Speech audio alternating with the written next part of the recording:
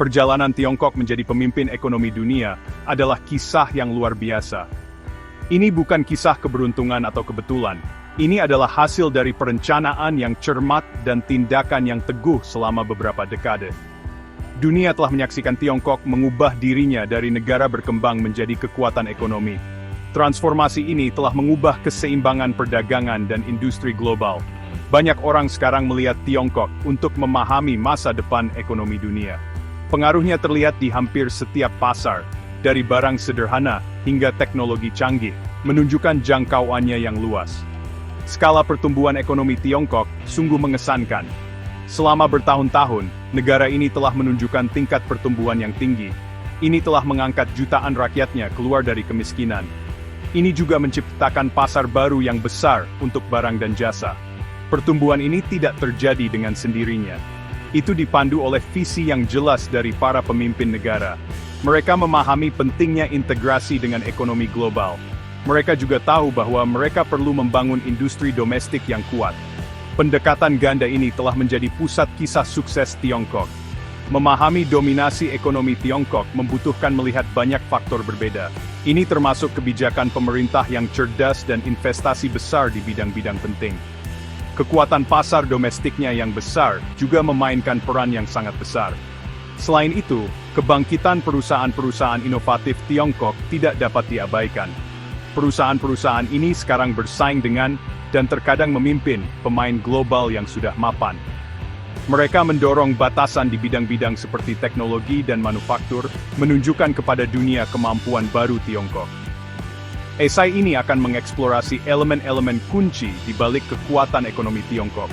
Kita akan melihat bagaimana strategi pemerintah telah membentuk jalurnya. Kita akan memeriksa sektor-sektor spesifik di mana Tiongkok memimpin, terutama dalam teknologi baru. Kita juga akan mempertimbangkan tantangan yang dihadapi Tiongkok seiring pertumbuhannya. Dengan melihat bagian-bagian yang berbeda ini, kita bisa mendapatkan gambaran yang lebih jelas tentang peran Tiongkok dalam ekonomi global. Pemahaman ini penting bagi semua orang, karena keputusan Tiongkok berdampak pada seluruh dunia dalam banyak cara yang berbeda. Pemerintah Tiongkok telah menjadi arsitek utama keberhasilan ekonomi negara tersebut. Mereka menggunakan campuran perencanaan jangka panjang dan kebijakan fleksibel untuk memandu pertumbuhan. Salah satu strategi kuncinya adalah membuka ekonomi untuk investasi dan perdagangan asing. Ini dimulai pada akhir tahun 1970-an dan membawa modal dan teknologi yang sangat dibutuhkan. Zona ekonomi khusus diciptakan, menawarkan insentif bagi perusahaan asing. Zona-zona ini menjadi pusat manufaktur dan ekspor, mendorong pertumbuhan awal. Pemerintah belajar dan menyesuaikan kebijakannya berdasarkan apa yang berhasil. Bagian penting lainnya dari strategi tersebut adalah investasi yang dipimpin negara di sektor-sektor penting. Pemerintah mengidentifikasi industri yang penting untuk pertumbuhan masa depan. Ini termasuk bidang-bidang seperti telekomunikasi, energi, dan transportasi. Sejumlah besar uang dicurahkan ke sektor-sektor ini untuk membangun fondasi yang kuat. Pendekatan ini memastikan bahwa Tiongkok memiliki infrastruktur yang dibutuhkan untuk mendukung ekonomi yang berkembang pesat. Investasi strategis ini juga membantu perusahaan Tiongkok menjadi pesaing yang kuat, pertama di dalam negeri, dan kemudian di kancah internasional. Arahan yang cermat ini telah menjadi ciri khas pendekatan Tiongkok. Pemerintah juga memberikan dukungan yang signifikan untuk industri dalam negeri melalui berbagai insentif. Ini termasuk keringanan pajak, subsidi, dan akses ke pinjaman berbiaya rendah. Dukungan semacam itu membantu industri baru untuk memulai dan tumbuh dengan cepat. Misalnya, dorongan untuk energi terbarukan dan kendaraan listrik telah didukung oleh kebijakan pemerintah. Target ambisius ditetapkan, dan perusahaan didorong untuk memenuhinya. Ini menciptakan lingkungan yang dinamis, di mana inovasi dihargai. Peran proaktif negara ini sangat berbeda dari banyak ekonomi barat.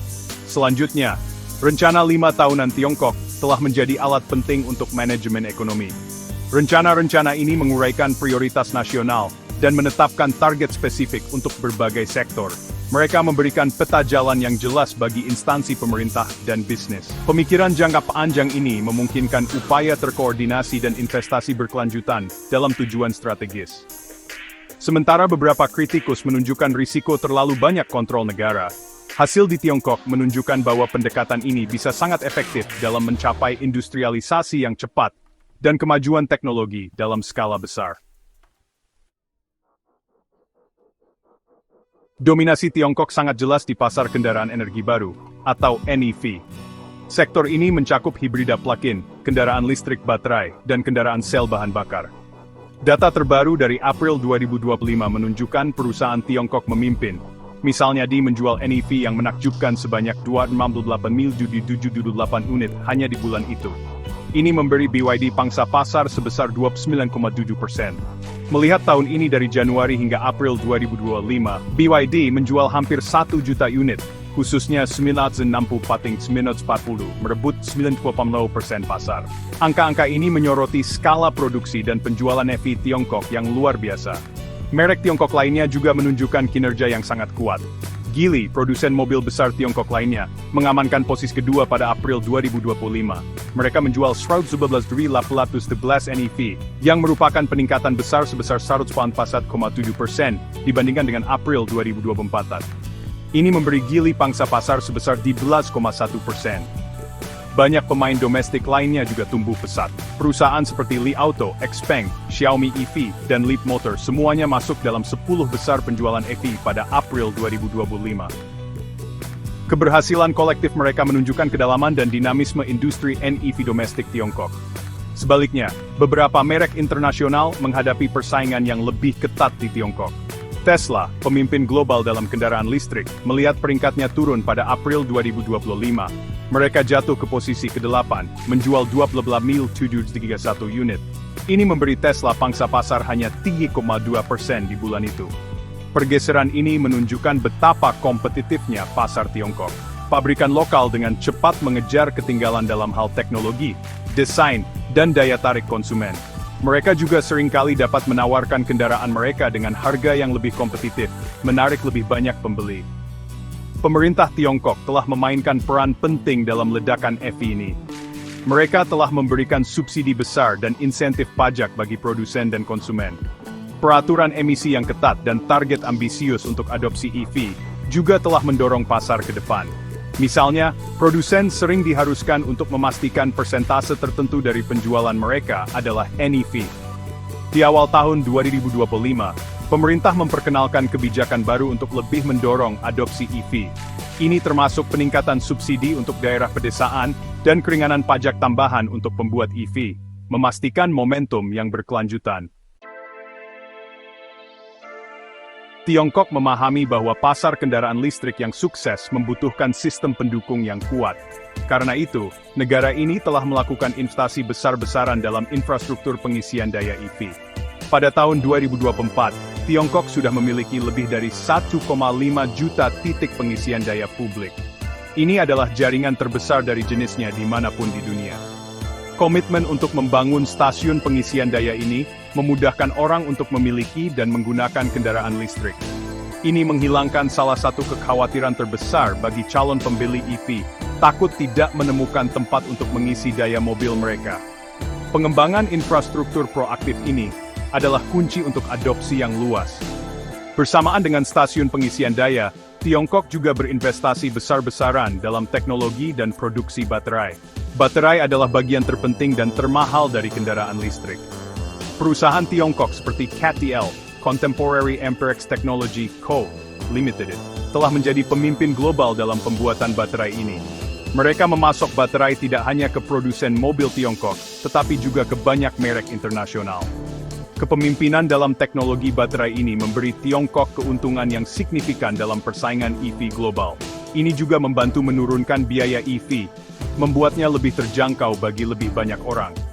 Investasinya bukan hanya dalam kuantitas, tetapi juga dalam kualitas dan inovasi. Pembuat baterai Tiongkok terus berupaya meningkatkan produk mereka.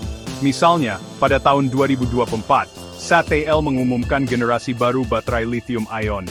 Baterai baru ini menjanjikan kepadatan energi yang lebih tinggi, artinya mereka dapat menyimpan lebih banyak daya dalam ukuran yang sama. Mereka juga menawarkan waktu pengisian daya yang lebih cepat, yang merupakan kenyamanan besar bagi pengguna. Baterai canggih ini diharapkan tersedia di kendaraan komersial pada akhir tahun 2025. Kemajuan teknologi semacam itu membuat Tiongkok tetap berada di depan industri EV. Fokus pada infrastruktur dan teknologi inti seperti baterai menciptakan siklus yang kuat. Infrastruktur yang lebih baik mendorong lebih banyak orang untuk membeli EV. Lebih banyak penjualan EV mendorong investasi yang lebih besar dalam teknologi dan produksi baterai. Ini, pada gilirannya mengarah pada baterai yang lebih baik dan lebih murah, yang selanjutnya meningkatkan penjualan EV. Visi strategis dan dukungan keuangan pemerintah untuk bidang-bidang ini sangat penting. Mereka sedang membangun ekosistem lengkap untuk kendaraan energi baru, memastikan pertumbuhan jangka panjang dan kepemimpinan dalam industri masa depan yang penting ini bagi ekonomi global. Bagian 5, detak jantung naga, permintaan domestik yang kuat mendorong pertumbuhan. Pasar domestik Tiongkok yang sangat besar adalah mesin yang kuat untuk pertumbuhan ekonominya.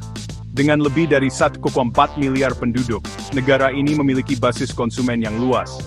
Populasi yang besar ini menciptakan permintaan yang besar untuk semua jenis barang dan jasa.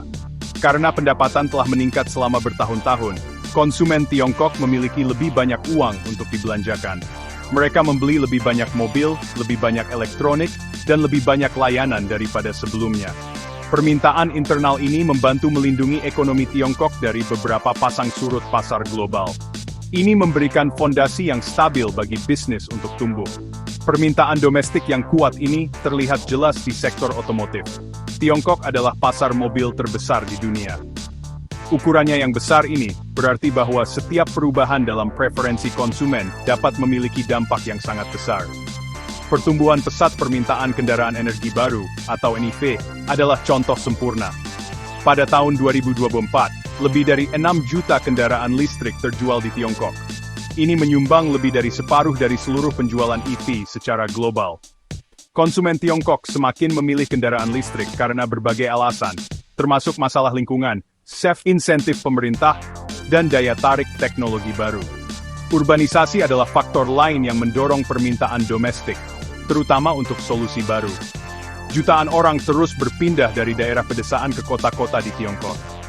Urbanisasi yang cepat ini meningkatkan kebutuhan akan pilihan transportasi yang efisien dan lebih bersih.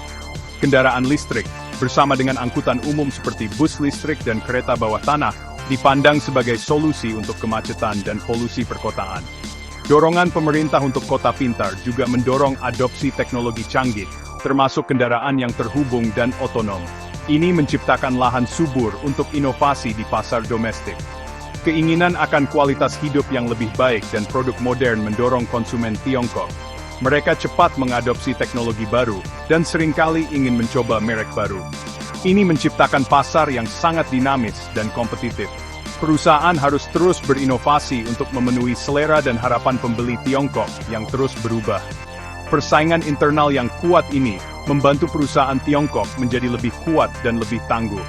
Ketika mereka akhirnya berekspansi ke luar negeri, mereka seringkali sudah siap untuk bersaing dengan pemain global yang mapan, berkat medan pembuktian yang sulit di pasar dalam negeri mereka. Bagian 6. Raksasa masa depan, perusahaan terkemuka dan inovasinya. Tiongkok bukan lagi sekadar pabrik dunia, sekarang menjadi pusat inovasi. Banyak perusahaan Tiongkok telah muncul sebagai pemimpin global di bidangnya masing-masing. Di sektor teknologi, Huawei adalah contoh yang menonjol. Meskipun menghadapi tekanan dan sanksi internasional yang signifikan, Huawei telah menunjukkan ketahanan yang luar biasa. Unit desain chipnya, HiSilicon, berhasil melipat gandakan pendapatannya pada tahun 2024. Pertumbuhan ini sebagian besar didorong oleh penjualan yang kuat dari smartphone, Pura 70 dan Mate 70, yang menampilkan prosesor yang dikembangkan di dalam negeri. Ini menunjukkan kemampuan Tiongkok yang semakin meningkat di industri teknologi tinggi. Kemajuan dalam teknologi chip sangat penting. Seri Huawei Mate 60, yang diluncurkan pada tahun 2023, menggunakan prosesor Kirin 9000S. Chip ini kabarnya diproduksi seluruhnya di Tiongkok oleh SMIC, sebuah perusahaan semikonduktor Tiongkok. Ini merupakan terobosan yang signifikan mengingat pembatasan akses teknologi chip asing. Pada tahun 2024, seri Pura 70 dan Mate 70 menampilkan prosesor Kirin 9010 dan Kirin 9020 yang lebih baru. Sementara Huawei masih menghadapi tantangan, kemajuannya menunjukkan komitmen yang kuat untuk swasembada teknologi dan inovasi di bidang-bidang kritis. Di luar Huawei, perusahaan teknologi Tiongkok lainnya juga membuat langkah. Xiaomi, yang dikenal dengan smartphone dan perangkat rumah pintarnya, juga mengembangkan chipnya sendiri. Diharapkan untuk meluncurkan chipset yang disebut X-Ring O1. Tren perusahaan teknologi besar yang berinvestasi dalam desain semikonduktor mereka sendiri mencerminkan strategi nasional yang lebih luas. Tujuannya adalah untuk mengurangi ketergantungan pada teknologi asing dan membangun ekosistem domestik yang lengkap untuk manufaktur teknologi tinggi. Upaya ini sangat penting untuk ambisi teknologi jangka panjang Tiongkok dan keinginannya untuk memimpin di industri masa depan. Di sektor kendaraan listrik, perusahaan seperti BYD dan IO bukan hanya pemimpin di Tiongkok tetapi juga berekspansi secara global. BYD, seperti yang disebutkan sebelumnya, adalah kekuatan dominan dalam penjualan EV.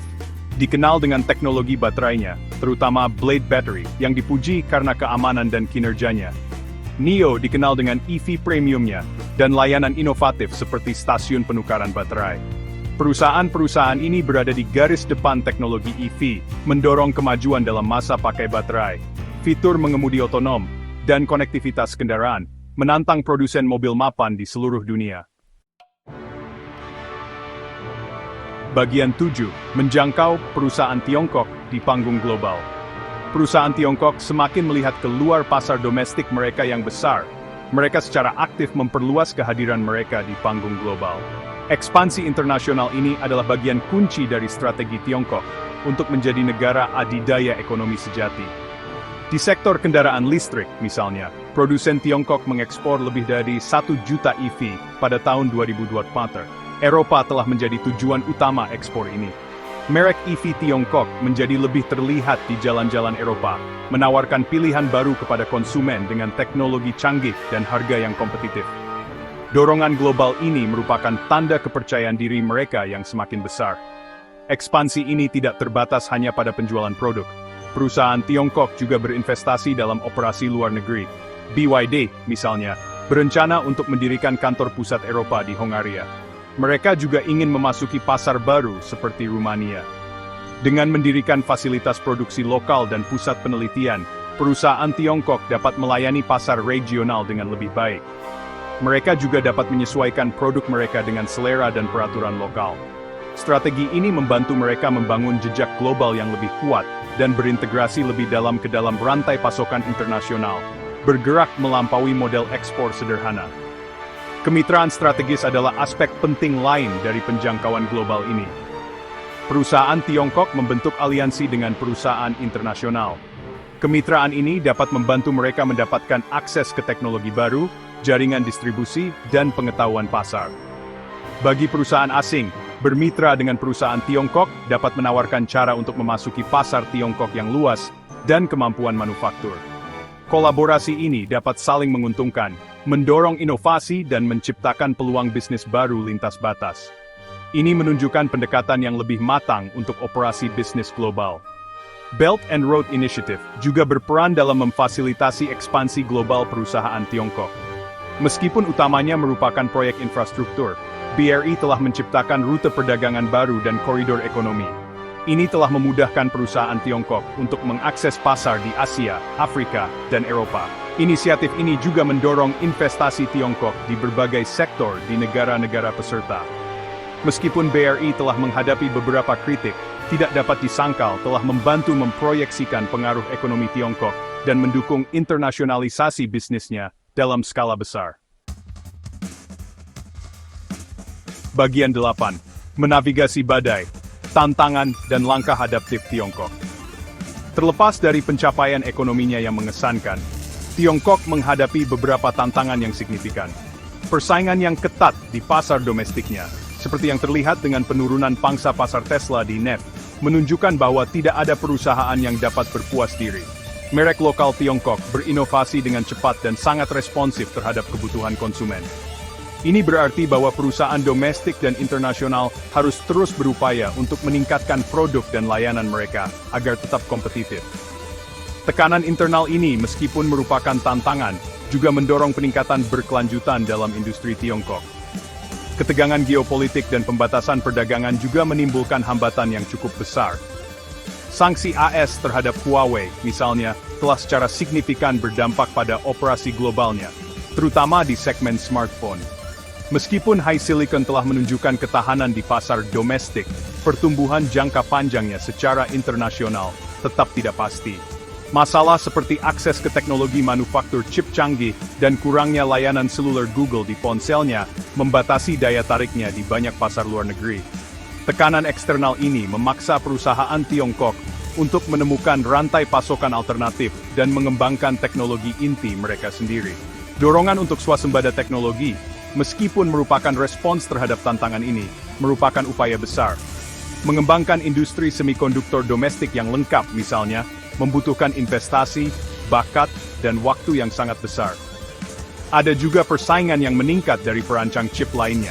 Misalnya MediaTek, sebuah perusahaan Taiwan, merebut 11% pasar chip smartphone Android Premium pada tahun 2024, menunjukkan pertumbuhan yang kuat. Perusahaan Tiongkok tidak hanya harus mengejar ketinggalan dengan para pemimpin yang ada, tetapi juga mengimbangi kemajuan teknologi global yang pesat di berbagai bidang secara bersamaan. Untuk mengatasi tantangan ini, perusahaan dan pemerintah Tiongkok berfokus pada inovasi dan adaptasi strategis. Mereka berinvestasi besar-besaran dalam penelitian dan pengembangan di seluruh sektor utama. Ada penekanan yang kuat pada membangun bakat domestik dan mendorong budaya inovasi. Perusahaan juga mendiversifikasi pasar dan rantai pasokan mereka untuk mengurangi ketergantungan pada sumber atau wilayah tunggal.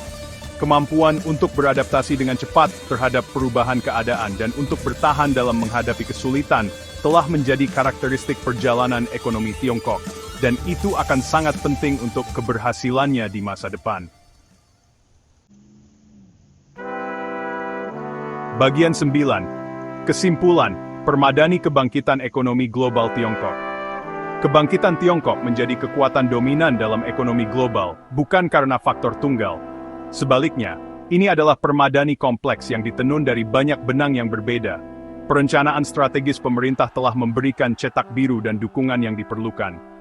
Investasi besar-besaran dalam infrastruktur, dari kereta api berkecepatan tinggi hingga jaringan 5G dan stasiun pengisian EV, telah meletakkan fondasi yang kokoh untuk pertumbuhan. Visi jangka panjang ini telah memungkinkan negara untuk melakukan proyek-proyek skala besar yang penting bagi ekonomi modern, memposisikannya dengan baik untuk perubahan teknologi di masa depan. Kekuatan luar biasa dari pasar domestik Tiongkok telah menjadi mesin yang penting. Basis konsumen yang besar ini menyediakan tempat uji coba untuk produk dan layanan baru. Ini juga menawarkan tingkat stabilitas bagi perusahaan Tiongkok, bahkan ketika kondisi global tidak pasti. Permintaan yang kuat di Tiongkok, terutama untuk teknologi canggih seperti kendaraan listrik dan elektronik konsumen, mendorong inovasi dan mendorong perusahaan untuk terus meningkatkan. Dinamisme internal ini adalah sumber utama vitalitas ekonomi Tiongkok dan keunggulan kompetitif di pasar global. Munculnya perusahaan Tiongkok yang sangat inovatif dan ambisius secara global adalah elemen penting lainnya. Perusahaan seperti BYD, Huawei, KL, dan banyak lainnya bukan lagi hanya pengikut. Mereka adalah pemimpin di bidangnya. Mereka berinvestasi besar-besaran dalam penelitian dan pengembangan, mendorong batas-batas teknologi, dan memperluas operasi mereka di seluruh dunia. Keberhasilan mereka menunjukkan kapasitas Tiongkok yang semakin besar untuk inovasi asli, dan kemampuannya untuk bersaing di tingkat tertinggi pasar global, mengubah persepsi tentang manufaktur dan teknologi Tiongkok. Akhirnya, kemampuan Tiongkok untuk beradaptasi dengan tantangan dan belajar dari pengalamannya sangat penting.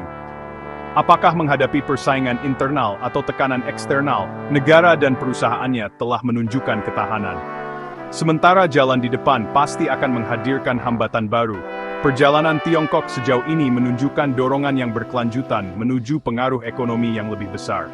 Kombinasi visi strategis, kekuatan domestik, inovasi perusahaan, dan kemampuan beradaptasi membentuk inti rahasia Tiongkok untuk dominasinya yang semakin meningkat dalam ekonomi global saat ini.